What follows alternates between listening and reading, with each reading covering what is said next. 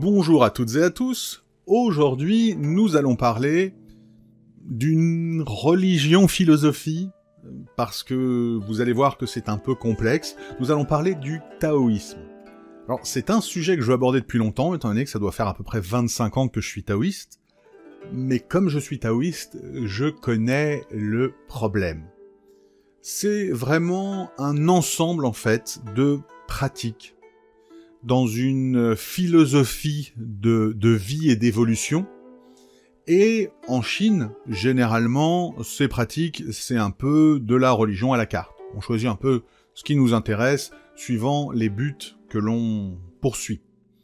C'est pour cela que je vais tenter de vous donner une définition du taoïsme, et que très certainement, j'aurai en commentaire des gens qui me diront « Mais non, le taoïsme c'est pas ça, tu ne parles pas de ça, tu parles trop de ça. » Et le problème c'est qu'ils auront autant raison que moi. Donc, je vais tenter de synthétiser ce qui pour moi représente le taoïsme. Mais pour faire ça, il va d'abord falloir qu'on commence par un peu d'histoire. D'entrée de jeu, on se heurte à un gros problème. C'est que les écoles taoïstes en Chine, il y en a 12 milliards. Donc, définir une date de début, c'est absolument impossible. Tout ce qu'on peut faire, c'est faire une approximation de la date des premiers textes significatifs qu'on classe comme taoïstes, et là on est aux alentours de moins 400, mais c'est très approximatif. Celui qui est souvent nommé comme le fondateur du taoïsme. Aujourd'hui, les historiens ont des doutes, mais dans la tradition taoïste, c'est lui, Lao Tzu, qui écrit le Tao Te Ching, le livre de la voie et de la vertu, qui est le pilier, j'ai envie de dire, de la religion taoïste. Et là, déjà, c'est problématique, mais on a un second problème qui arrive derrière. En effet, en Chine, on a tendance à avoir 50 000 mots pour la même chose, et même des termes locaux. Et pour faire les recherches, ça complique grandement. Prenons Lao Tzu, qui est un personnage emblématique. C'est une espèce d'une sorte de messie, j'ai envie de dire, si on ramenait ça à une civilisation occidentale, à une religion occidentale. Donc, Lao Tzu, eh bien, on le trouve sous ce nom-là, qui est son nom de demi-dieu, entre guillemets. Mais à la base, il s'appelle Lier. Et puis, il s'appelle aussi de temps en temps Lao Tzu. Et puis aussi Lao Tan. Et puis aussi un autre nom que je vais regarder parce que je l'ai complètement oublié, Taishang Yaojun. Donc vous vous doutez bien que quand on peut avoir 5 noms, et là je vous passe les noms qu'on peut lui donner dans certaines provinces où il n'y a que qui l'appellent comme ça, pour faire des recherches et des datations, c'est un tout petit peu complexe. Le taoïsme, à ses débuts, ne va pas être une entité très claire. En fait, ce sera l'amalgame de nombreux textes, au début principalement sur ce qu'on appelle l'alchimie et le travail de l'énergie. Alors, l'alchimie, ça n'est pas comme en Occident, c'est pas changer le plomb en or. L'alchimie taoïste sert à augmenter la longévité du corps.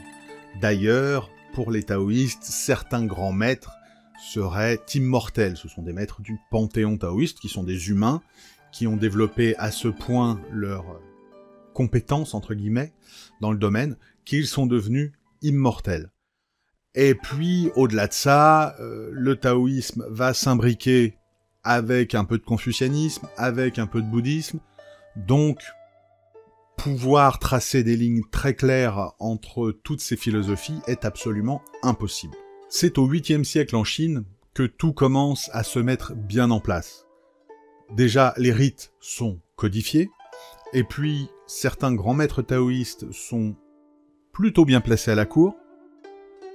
L'empereur fait mettre le Tao Te Ching, donc le livre de la voie et de la vertu taoïste, qui est le livre des préceptes de base du Tao en fait. Eh bien, il fait mettre son étude à l'examen pour être fonctionnaire en Chine. Donc, en gros, si tu connais pas le taoïsme, tu peux pas être fonctionnaire en Chine. Ce qui prouve bien qu'ils avaient leur petit succès. D'ailleurs, à l'intérieur du palais impérial, on va faire construire un temple, et on va faire construire un laboratoire d'alchimie qui va préparer des décoctions afin de permettre à l'empereur et aux nobles d'augmenter leur longévité, sur le papier en tout cas. Au XIe siècle, on va encore plus loin, puisque les fonctionnaires sont initiés au rite d'exorcisme taoïste. Donc là, on est déjà assez loin. Et puis, on va même prendre certaines petites divinités locales, on va en faire des divinités taoïstes, juste pour pouvoir leur créer des rituels taoïstes, exprès pour elles, ce qui veut dire que, en fait, les taoïstes s'approprient toutes les divinités qui peuvent être animistes, etc., et ils en font des divinités taoïstes. Donc, ils répandent leur philosophie et leur religion à travers le pays. À l'arrivée des Mongols, malheureusement, tout va être un peu simplifié et la diversité va se perdre, parce que c'était un peu le bazar, et un maître taoïste arrive à obtenir d'eux de récupérer à son compte la gestion de tous les temples chinois sur le territoire occupé par les Mongols.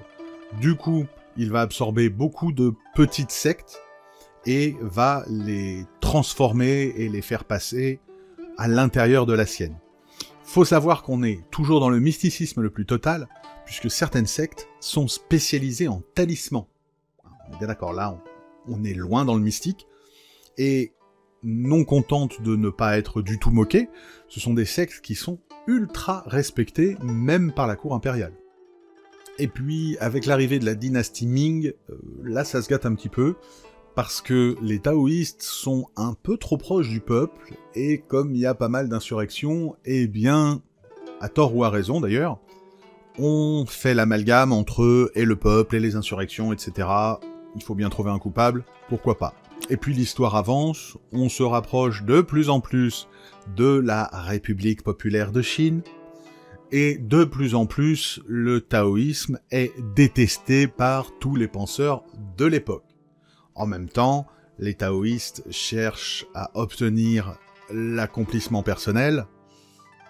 Pas besoin de vous dire que pour un marxiste, l'accomplissement personnel, c'est pas le but premier. En 1920, on fait même une loi en Chine qui interdit d'ériger un temple à une divinité élémentaire. Ce qui est un problème étant donné que les taoïstes le font hyper souvent, donc c'est ouvertement une loi anti-taoïste. Arrive la guerre avec le Japon, et les moines du mont Wudang. Alors, le mont Wudang, pour vous faire très simple, Shaolin, c'est un monastère de combattants, enfin de moines combattants bouddhistes. Wudang, c'est un monastère de moines combattants taoïstes. C'est le Shaolin des taoïstes, en fait. Sauf que eux sont spécialisés à l'épée, et que Shaolin et Wudang se sont un peu embrouillés pendant quelques temps, mais c'est pas très grave. Donc, les moines du mont Wudang vont abriter des soldats chinois en déroute pendant cette guerre contre le Japon. Et heureusement, du coup, ils vont être récompensés par le gouvernement. Non, je déconne, ce sont des communistes, les communistes ne récompensent personne, donc pour les récompenser, ils vont prendre toutes les statues du temple et les faire fondre, vont faire des arrestations parmi les maîtres taoïstes, les jeter en prison, déclarer certaines écoles illégales, et obliger certaines sectes taoïstes à partir complètement dans l'illégalité, voire à partir à Taïwan, etc., etc. C'est pour ça qu'il y a tant de taoïstes à Taïwan. On va aussi saisir les temples. Alors, pour en faire des bâtiments administratifs, ce qui est pas très intelligent, mais pourquoi pas, et parfois pour en faire rien du tout, juste pour virer les moines. On va détruire de vieilles statues, on va détruire des rouleaux d'écriture qui avaient plusieurs siècles, et on va perdre un pan d'histoire complet de la philosophie chinoise, parce que les régimes totalitaires et l'intelligence, eh bien, ça ne fait pas bon ménage. À cette époque-là, on avait un régime totalitaire.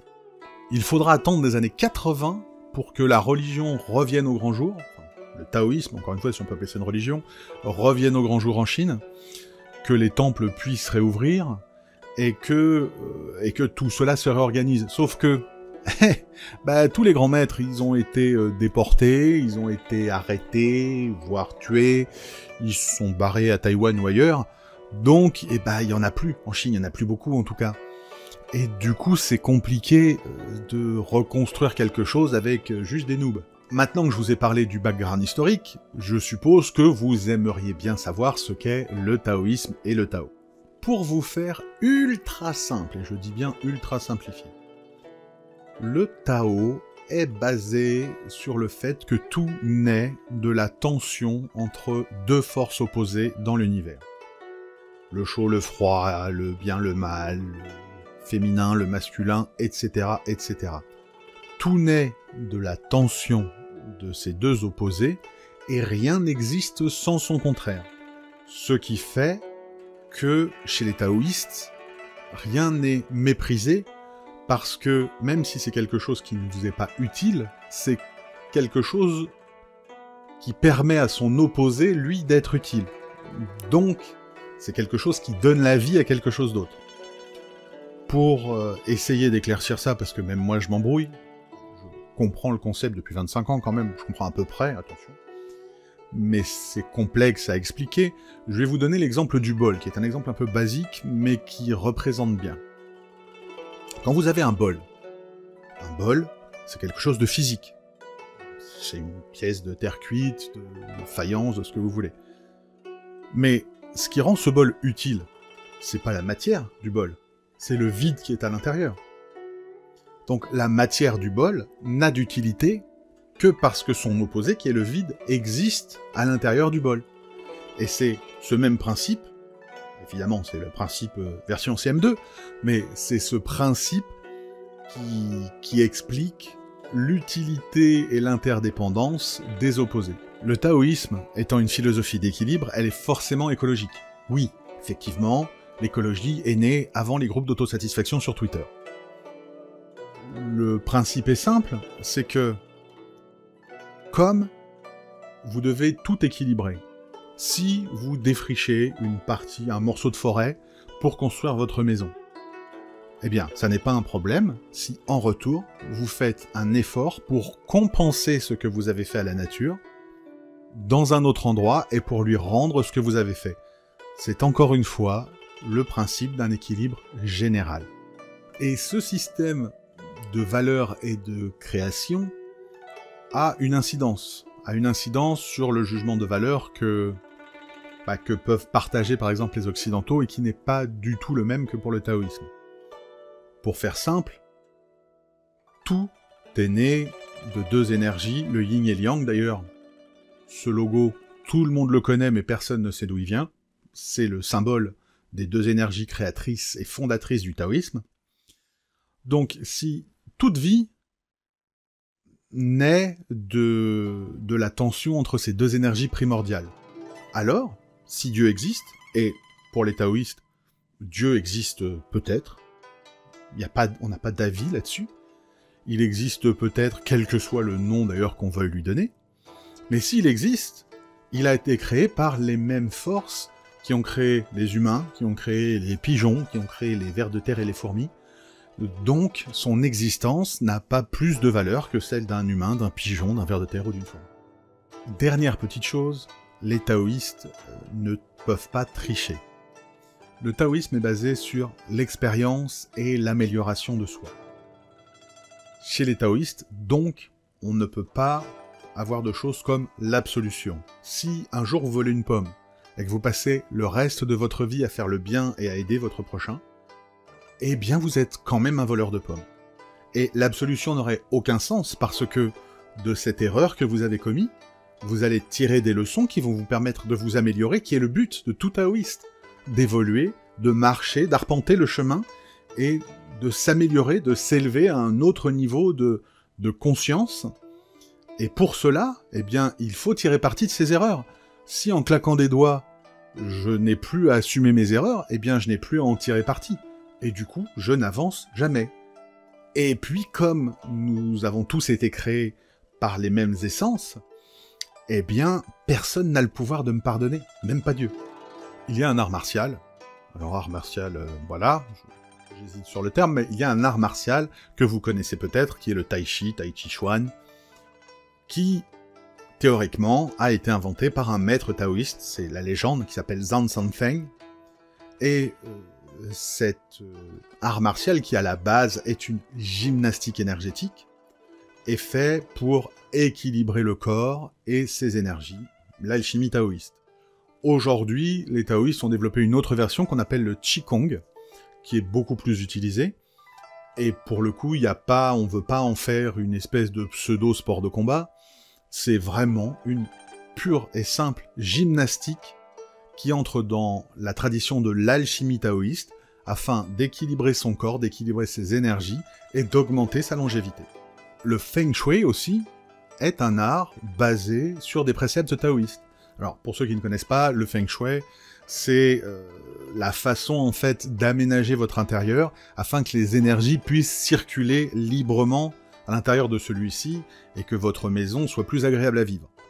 C'est aussi une bonne excuse pour les décorateurs d'intérieur qui ont juste lu la page Wikipédia de vous facturer 2000 €.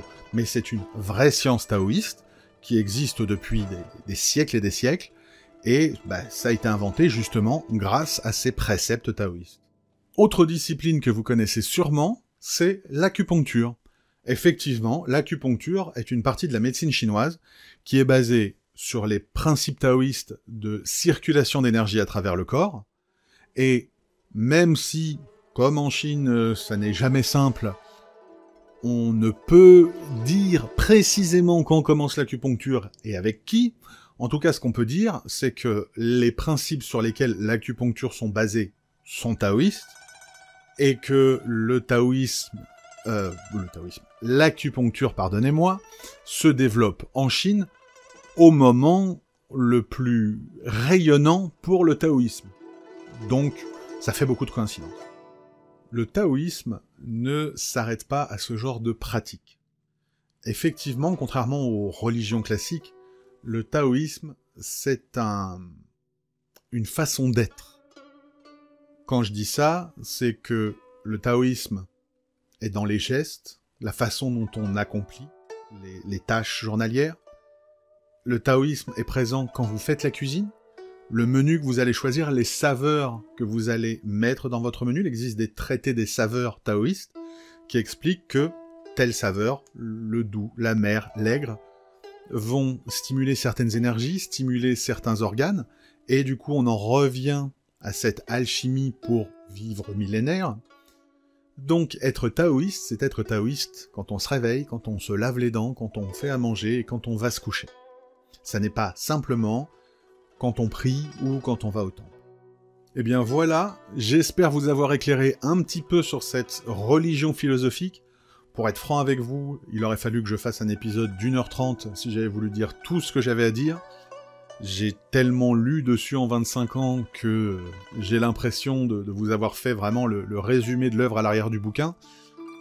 Mais sinon, on va pas s'en sortir, donc je vous conseille d'aller vous renseigner. Aujourd'hui, il y a beaucoup d'ouvrages très intéressants sur la pratique et l'histoire du taoïsme, très facile à trouver. Si ça vous a plu, comme d'habitude, un petit abonnement. Si vous souhaitez pouvoir me suivre ou pouvoir discuter, proposer des choses, proposer des sujets, discuter plus en profondeur de certains sujets, n'oubliez pas dans la description Facebook et Instagram. Et quant à moi, je vous dis à très vite.